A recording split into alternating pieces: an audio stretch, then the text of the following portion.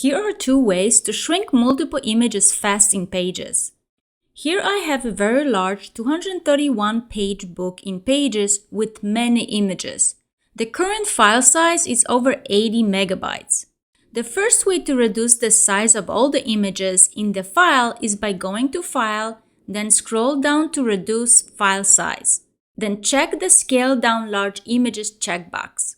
And at the top, it shows me the current file size and what would be the estimated file size if I select to scale down the large images. Once you're done, you can select to reduce this current file or make a copy of this file.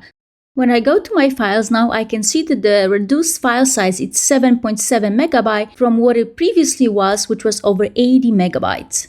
While this method is quick, it doesn't offer control over the reduction amount or allow you to adjust the size of some images individually. So there is a second method that is fast but gives you more flexibility. You go to File, Advanced, change file type, and now you want to save your file not as a single file but as a package. If I go back to my files though, I can't tell that it's saved as a package, but if I right-click on the file, I can select Show Package Contents, and under Data, I will have all the assets that are part of my file, which is all the images. And what's really great, that all the images names are exactly what I have when I imported them. Now here you can use any editing software that you have on your computer, or I can just use Preview by just double clicking on an image, and then under Tools, Adjust Size, I can reduce the size. So the easiest way to reduce your images is by using percentages. And here I can specify reduce it up to 25%.